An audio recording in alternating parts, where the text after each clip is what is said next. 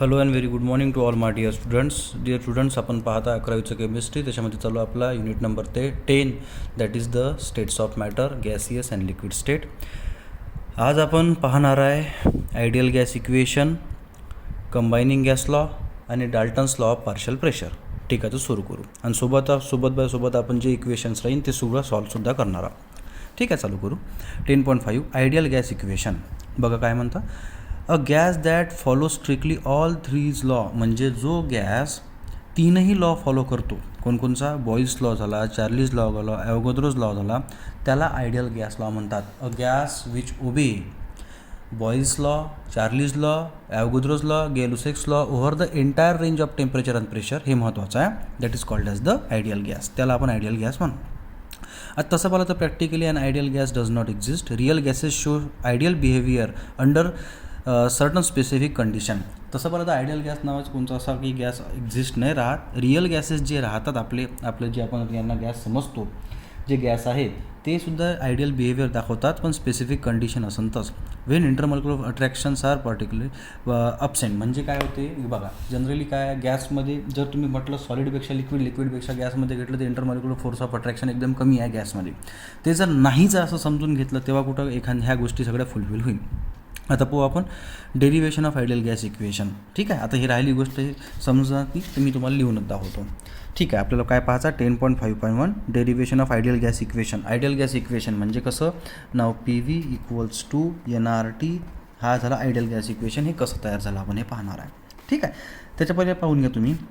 आपण काय पाहिलं होतं, गॅसला काय राहते, प्रेशर राहते, त्याचं काय राहते, व्हॉल्यूम राहते, काही ना काही टेम्परेचर राहते, नंबर ऑफ मोल्स राहतेच. आर तर गॅस कॉन्स्टंट, आपण त्याच्याबद्दल नंतर बोलू.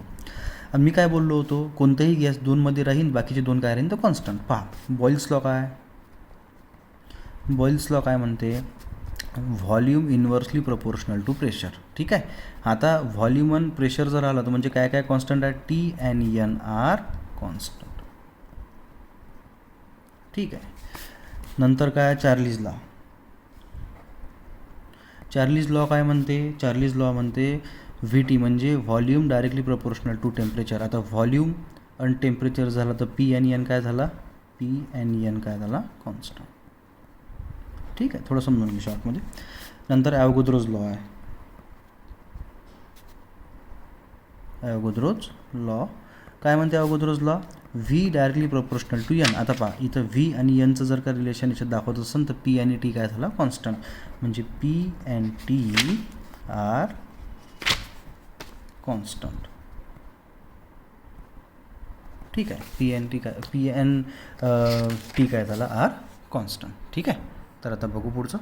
तर ठीक आहे, आता काय पाहिलं आपण, Boyle's law V inversely proportional to P, Charles's law V directly proportional to T आणि Avogadro's law V directly proportional to N. बघा मग आपण खाली काय लिहायचं, नाव V डायरेक्टली हा इन्व्हर्सलीमध्ये, याला आपण इन्व्हर्सली लिहून टाकू P, आणि T आणि N हे डायरेक्टली प्रोपोर्शनल आहे, त्यामुळे T आणि N आपण असं लिहून टाकू. ठीक आहे, आता मग कसं, नाव V इक्वल्स टू R आणि हा झाला TN divide by P. What is R is a constant. ठीक आहे, नाव तुम्ही असंही करू शकता ना, नाव Pला जर इकडे नेलं तुम्ही, नाव PV इक्वल्स टू RTN. आता आपण त्याला असं न लिहिता आपण असं लिहित आलेलो आहे, now PV equals to NRT. आता गुणाकार असेल तर कोणता कुठेही लिहिलं चालते. Now this is called your ideal gas equation. जसं आपण हे काढलं त्यानुसार आहे ना. आता पुढचं बघू. नाव दिस इक्वेशन, जसं हे लिहिलं आता मी हे वालं, now this equation is called as the ideal gas equation. In the ideal gas equation if 3 variables are known, 4th can be calculated. बघा ना, इथं तुम्ही प्रेशर काढलं तसं माहीत असेल, व्हॉल्यूम माहीत असेल, T माहीत असेल तर नंबर ऑफ मोल्स काढता येते. म्हणजे कोणते जर 3 माहीत असेल तर एक तुम्हाला काढता येते, असं त्यांचं म्हणणं आहे. नाव इथं हा जो R बोललेलो आहे आपण, जसा हा R मी इथं लिहिलेला आहे, हा युनिव्हर्सल गॅस कॉन्स्टंट आहे, हा सगळ्या गॅससाठी सारखा असतो. ठीक आहे, आणि याची व्हॅल्यू तुम्हाला दिलेली राहते. आता Rची व्हॅल्यू पहा तुम्हाला जूलमध्ये. आता हे बघा, ह्या ज्या व्हॅल्यू काढलेल्या असतात ना इथं, ह्या तुम्हाला गिवन असतात, की पाठ करत बसायची गरज नाही राहत. Rची व्हॅल्यू गिवन असते, सगळ्या जगात सगळ्या गॅससाठी सारखी आहे, ते कॉन्स्टंट आहे. ठीक आहे, जसं ॲव्होगाद्रोज कॉन्स्टंट आहे, व्हॅल्यू कॉन्स्टंट आहे तसं. ठीक आहे, प्लँक्स कॉन्स्टंट आहे तसं. नाव Rची व्हॅल्यू पहा तुम्हाला जूलमध्ये निघते, जास्तीत जास्त, नाही तर मग लिटर ॲटमॉस्फिअरमध्ये काढता येते. आता आरची व्हॅल्यू काढायची कशी बघा. नाव जसं आपण म्हटलं PV इक्वल्स टू NRT, तर मग आता जर मला आरची व्हॅल्यू काढायची तर काय काय करावं लागेल, ह्या दोघांना कुठं घ्या खाली. हेन्स आर इक्वल्स टू, हे तर PV जसं आहे तसंच नाव PV डिवाइड बाय N आणि T, म्हणजे याच्या व्हॅल्यू बदलतात त्यानुसार आरची व्हॅल्यू बदलून म्हणजे आरची व्हॅल्यू काढता येईल ना तुम्हाला. जसं इथं पहा 8.314 जूल के इनवर्स मोल इनवर्स, हे जूलमध्ये झाली. DM³ ॲटमॉस्फिअर, के इनवर्स आणि मोल इनवर्स ही झाली ॲटमॉस्फिअरमध्ये. आणि त्यानंतर ज्या व्हॅल्यू दिलेल्या आहे तुम्हाला कॅलरीज वगैरेमध्ये, ह्या तर फार कमीच पडतात. ठीक आहे, ह्या काही विशेष नाही एवढा, आपला ज्याचा हा टॉपिकसुद्धा नाही. ह्या व्हॅल्यू तुम्हाला दिलेल्या राहतात बेटा, याचं टेन्शन घ्यायची नाही. जास्तीत जास्त तुम्हाला माहीत आहे का ही व्हॅल्यू कोणती राहील, तुम्हाला जास्तीत जास्त ही व्हॅल्यू तुम्हाला दिलेली राहील. एक तर जूलमध्ये राहील, नाहीच तर मग लिटर ॲटमॉस्फिअरमध्ये राहते जास्तीत जास्त. ठीक आहे, बस ठीक आहे. पुढचं पाहू. नाव एक्सप्रेशन फॉर मोलर मास. आता एक्सप्रेशन फॉर मोलर मास पाहू आपण 10.5.3. मी तुम्हाला ही गोष्ट स्वतः लिहूनच दाखवतो. पहा काय होऊन राहिलं. नाव बघा पुरं पहिलेपासून पाहू. नाव PV इक्वल्स टू NRT. बरं आपण काय पाहू राहिलो पाहून घ्या, एक्सप्रेशन फॉर मोलर मास. ठीक आहे. नाव मोलर मास जर तुम्हाला काढायचं आहे काय असतं तर कसं काढावं लागेल. नाव PV इक्वल्स टू काय होते NRT. जर जर का काढायचं आहे मला, नंबर ऑफ मोल्स काढायचा आहे तर RT खाली जाईल. Hence N equals to RT divide by PV. ठीक आहे, हे झालं इक्वेशन नंबर 1. तुम्ही कोणचंही द्या, आता पुस्तकात हे दिलं आहे त्या पुस्तकाच्या सिक्वेन्सनुसार दिला, आपण आपल्यानुसार देऊ. नाव N म्हणजेच काय होते रे, नंबर ऑफ मोल्स. मग नंबर ऑफ मोल्स काढायचा फॉर्म्युला आहे N equals to mass of a substance divide by molar mass. Gas असेल तर गॅसचा मोलर मास मोल्स काढायचा तुम्हाला तर मास घ्यायचं तिथं आणि मोलर मास त्या गॅसचं झालं. हेन्स मग आता Nच्या जागी तुम्ही ही व्हॅल्यूसुद्धा लिहू शकता. आता N equals to RT divide by PV आहे ना, तर N म्हणजेच काय झालं मग small m divide by capital M equals to RT divide by PV. ठीक आहे. आता एमची व्हॅल्यू काढायची, M इकडे आला आणि M जर इकडे गेला तर मग इथे इक्वेशनमध्ये थोडं चेंज होईल. नाव कॅपिटल M इक्वल्स टू, हा जो M आहे हा इकडे स्मॉल m, PV जे खाली होतं ते सॉरी PV इथंच राहील समजा, वर इन PV. आता M कॅपिटल, हे बघा इथं लिहिताना थोडं हे होऊन राहिलं, हा स्मॉल m झाला आणि हा झाला कॅपिटल M. नाव capital M equals to small m divide into R into T divide by काय होऊन राहिलं तर PV. म्हणजे यानुसार तुम्ही मोलर मास गॅसचं काढू शकता. ठीक आहे. यानंतर येते कंबाईन गॅस लॉ. हा झाला 10.5.4 कंबाईन गॅस लॉ. काय पाहायचं आपल्याला, कंबाईन गॅस लॉ पाहायचा आहे. आता बघा रे, आता आयडियल गॅस लॉ काय, नाव PV इक्वल्स टू NRT. आता रिअरेंज जर याला करायचं झालं बघा होते कसं, नाव PV आणि इथं काय राहील तर T इक्वल्स टू N आणि R हा झाला कॉन्स्टंट. आता काय आहे समजावून सांगतो बघा. R तर गॅस कॉन्स्टंटच आहे.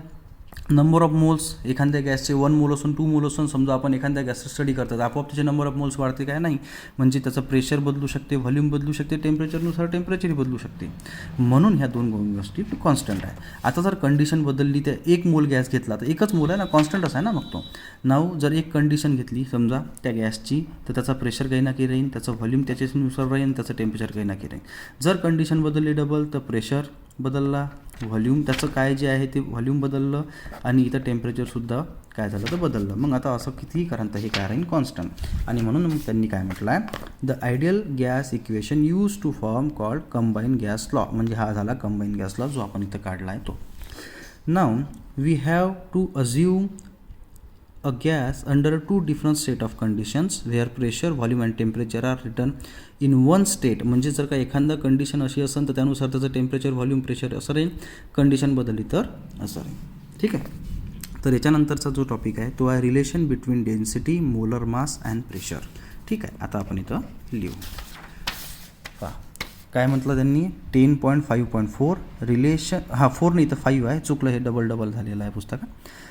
रिलेशन बिटवीन डेन्सिटी, डेन्सिटी म्हणजे होते मास अपॉन व्हॉल्यूम. ठीक आहे, डेन्सिटी पाहिला आपण.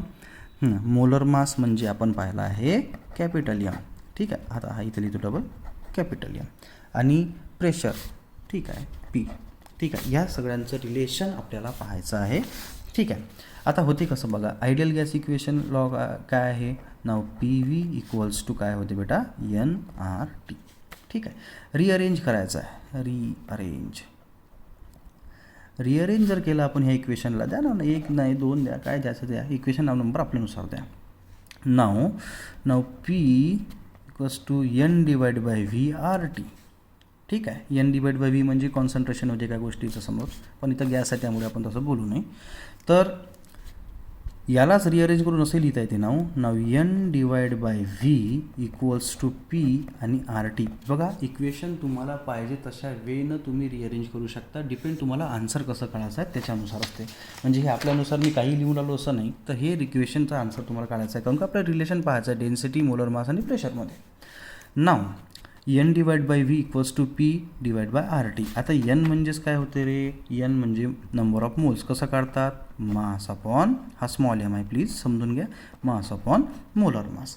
मग आता ह्या Nच्या जागी मी हे लिहितो. नाव N म्हणजे काय होते, मास अपॉन मोलर मास. नाव Nच्या जागी मग small m divide by capital M आणि इथं V इक्वल्स टू काय, इथं P आणि इथं काय राहील, इथं काय राहील RT.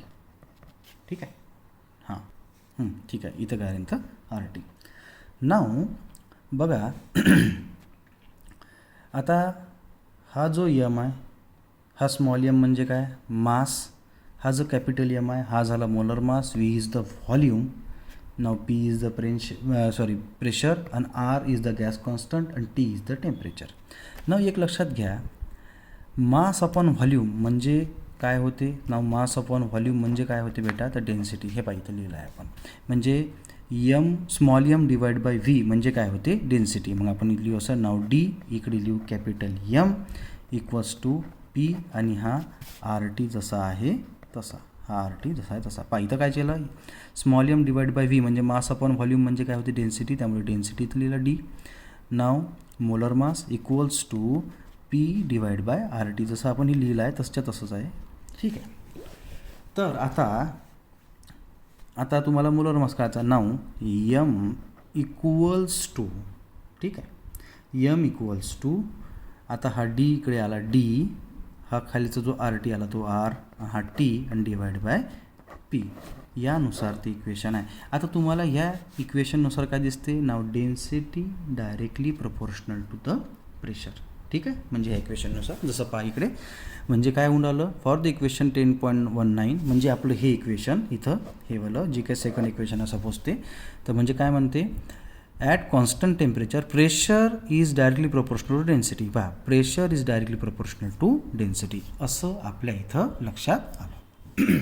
यानंतर आपण पाहणार आहे Dalton's law of partial pressure आणि सिम्पल लॉ आहे, समजून घ्या. हे सुद्धा मी तुम्हाला पेन अँड पेन्सिल वर घेऊन समजून सांगेन. पहा काय म्हणते, एक लक्षात घ्या, डाल्टन हे शास्त्रज्ञाचं नाव आहे. त्यांनी एक कन्सेप्ट दिला 1801 मध्ये. काय हा कन्सेप्ट कसा कुठं लागतो बघा, this law is applicable for those gases which do not react chemically on mixing. म्हणजे सपोज जर एखाद्या कंटेनरमध्ये एखाद्या जागी जर का 2 गॅस जर आपण सोडले किंवा लीक केले तर ते एकमेकांसोबत रिॲक्ट होणार नाही, अशा गॅसेससोबत Dalton's law of partial pressure लागतो. The pressure exerted by individual gas in a mixture of 2 or more gases is called partial pressure. आता बघा इकडे समजून सांगतो मी तुम्हाला.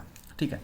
सपोज एक कंटेनर आहे, ठीक आहे, कंटेनर आहे, याच्यामध्ये मी 3 प्रकारचे गॅस असे काय केले, सोडले. ठीक आहे. Gas A plus gas B plus gas C. ठीक आहे. आता गॅस एचा काही नक्की प्रेशर असेल ह्या कंटेनरमध्ये, गॅस बीचं काही नक्की प्रेशर असेल आणि गॅस सीचं असेल. आता 4 गॅस सोडले तर D लिहिलं असते मी, 2 गॅस असतात तर NB लिहिलं असतं. तर हे टोटल प्रेशर काय होईल याचं नाव, ह्या पूर्ण गॅसचं प्रेशर काय झालं, टोटल प्रेशर झालं. आता P1 हे झालं प्रेशर A गॅसचं, प्लस P2 झालं प्रेशर B गॅसचं, प्लस P3 झालं प्रेशर C गॅसचं. ठीक आहे. Now what is total pressure of that gas, म्हणजे पूर्ण कंटेनरमध्ये जे गॅसेस आहे टोटल म्हणजे मिक्सचरच आहे ना ते गॅसेस, आणि ते एकमेकांसोबत रिॲक्ट होऊन नाही राहिले. काय होईल, रिॲक्ट जर झाली तर तिसरा गॅस तयार होईल, त्याचं काही ना काही वेगळंच प्रेशर राहील. त्यामुळे असे गॅसेस जे रिॲक्ट एकमेकांसोबत होऊन नाही राहिले ते.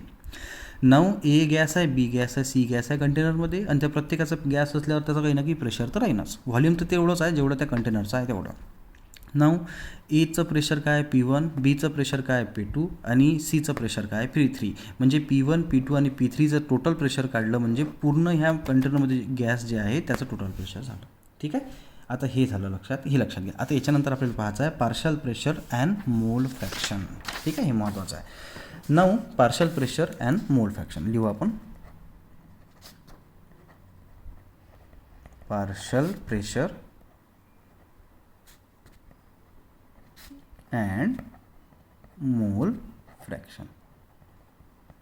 ठीक आहे, सेकंड नंबरच्या युनिटमध्ये आपल्याला गेला हा मोल फ्रॅक्शन टॉपिक. आता बघा होते काय, we note that the pressure of the pure gas is given by the ideal gas equation. आपण प्रेशर गॅसचं काढू शकतो आयडियल गॅस इक्वेशननं. कोणत्याही गॅसचं प्रेशर काढू शकतो पहा. नाव PV इक्वल्स टू NRT, हे झालं आयडियल गॅस इक्वेशन, हा T आहे. जर तुम्हाला म्हटलं एखाद्या गॅसचं प्रेशर काढा म्हणजे काय होईल, प्रेशर काढायचा Vला खाली घेऊन जा. नाव P equals to NRT divide by V. अशा प्रकारे तुम्ही प्रेशर काढायचा आहे, व्हॉल्यूम काढायचं असेल तर Bला खाली टाका, असं होईल ते, बाकी काही नाही. आता बघा काय म्हणते theory. Now consequently the pressure of an individual gas is a mixture of gases is proportional to its amount in that mixture. आता सरळ आहे, आपण जसं बोललो मगाशी का हे एक कंटेनर आहे.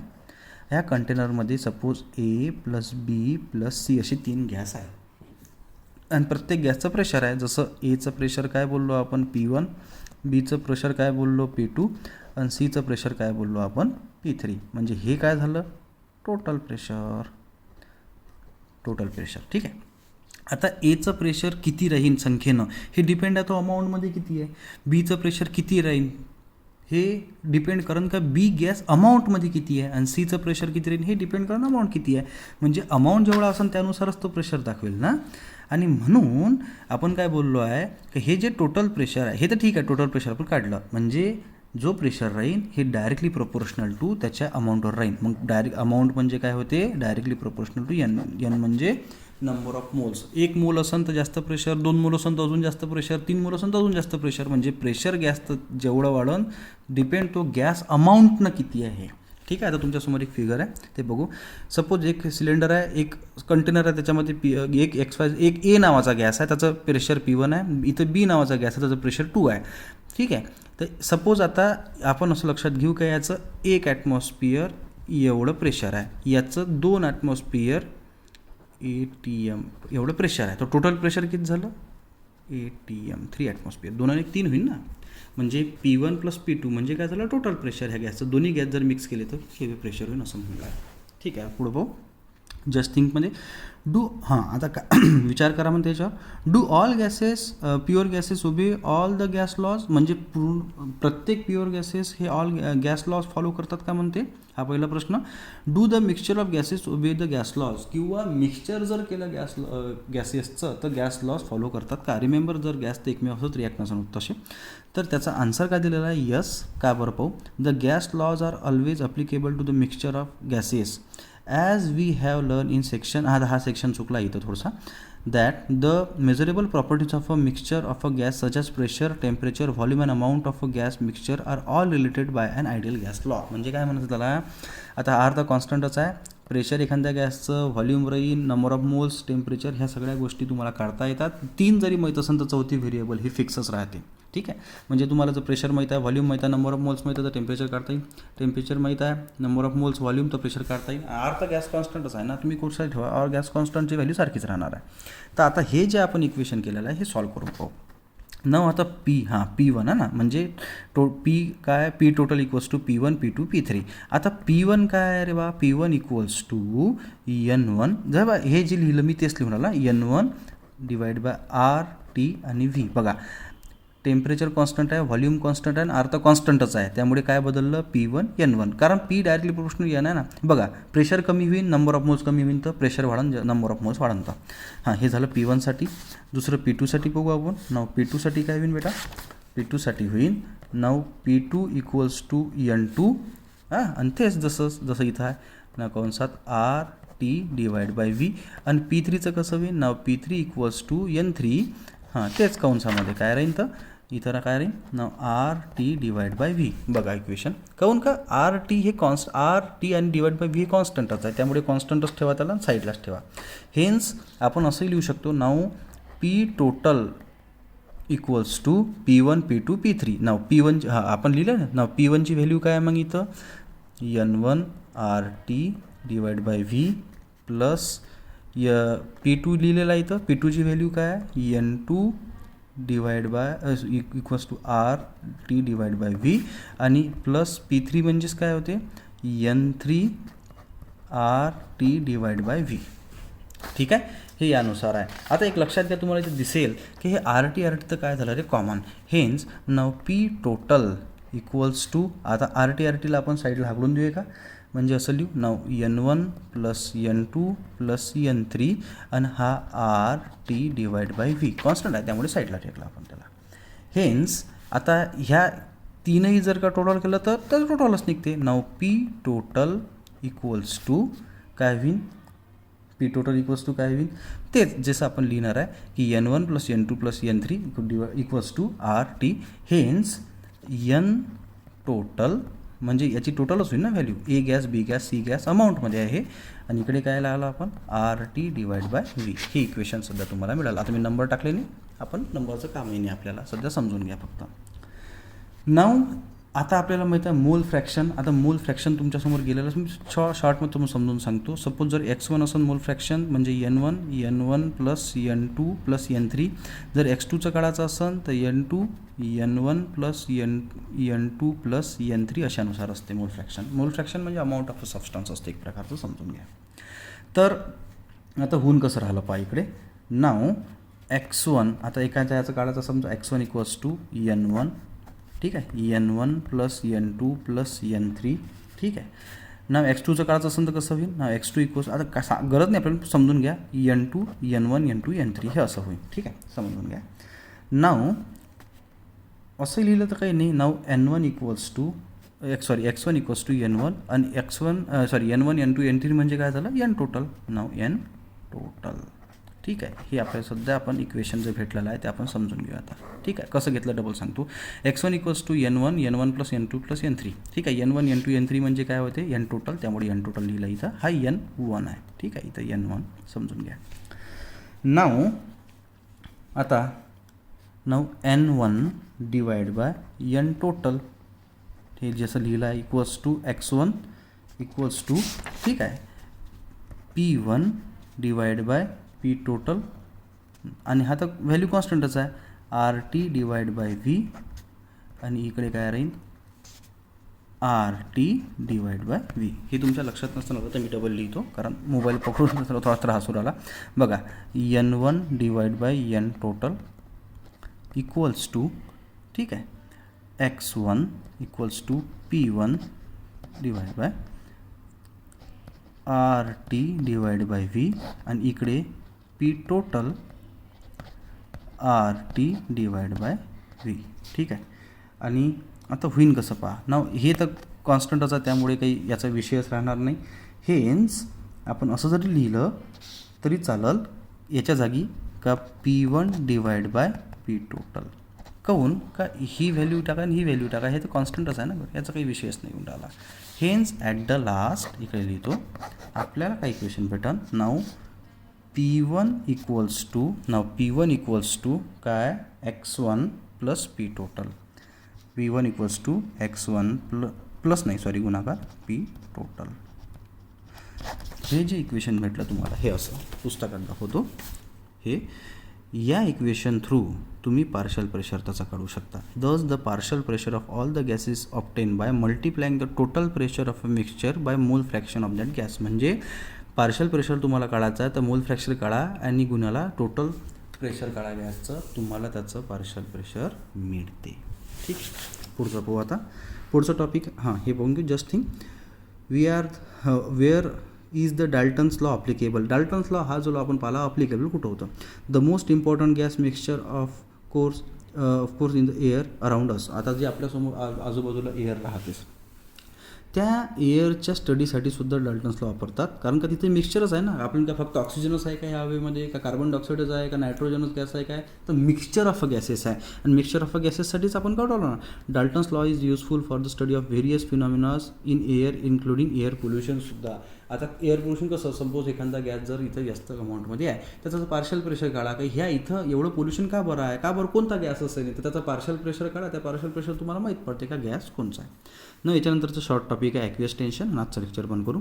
ॲक्वियस टेन्शन म्हणजे काय, आता हा टॉपिक मी समजून सांगतो तुम्हाला माझ्या सिम्पल वेमध्ये, ठीक आहे, समजून घ्या.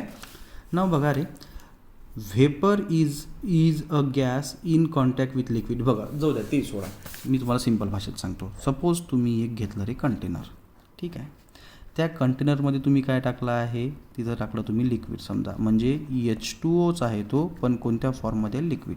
थोड्या वेळनं त्याचं काय होते, गॅस होईल. कंटेनर सील्ड आहे, तर हा H2Oच झाला, पण कोणत्या फॉर्ममध्ये झाला, गॅस फॉर्ममध्ये झाला. आता हे जे त्या लिक्विड वॉटरच्या वरची गॅस आहे आणि त्याचं जे प्रेशर राहील त्या गॅसचं, त्याला म्हणतो आपण व्हेपर प्रेशर.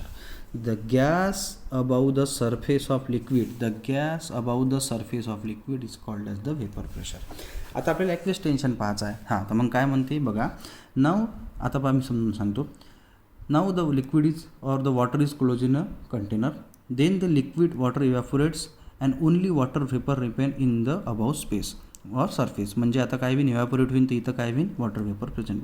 आफ्टर सीलिंग, आता आपण समजून घ्या, आता हा कंटेनर तर सीलच आहे ना. The vapour pressure increases initially as slows down as some water molecule condense back to form liquid. बघा होते कसं, आता पहा इथं H2O कोणत्या फॉर्ममध्ये, लिक्विड. H2Oचं काय होऊन राहिलं बेटा, H2Oचं होऊन राहिलं गॅस, म्हणजे इथं काय झालं, इव्हॅपोरेशन, ठीक आहे. आणि H2O गॅसचं डबल काय होऊन राहिलं, H2. आता हे गॅस काय होते, थोडीशी वॉलच्या कंटेनर लागते, थोडं थंड झाली का डबल लिक्विड फॉर्ममध्ये वापस जाते, म्हणजे कंडन्सेशन. हे झालं कंडन्सेशन, म्हणजे अशी ही प्रक्रिया इथं इक्विलिब्रियम साधेल. Now the pressure exerted by the saturated आता हा पॉईंट राहिला समजून सांगायचा. हां, after a few minute the vapour pressure reaches a maximum called. आता हे जे व्हेपर प्रेशर तिथं तयार होऊन राहिलं, पण हे एक लिमिट इन का याच्यावर व्हेपर प्रेशर वाढणार नाही आणि त्याचं तयारी होणार नाही. ते जे एक्सेस ऑफ व्हेपर प्रेशर आहे that is called as the saturated vapour pressure.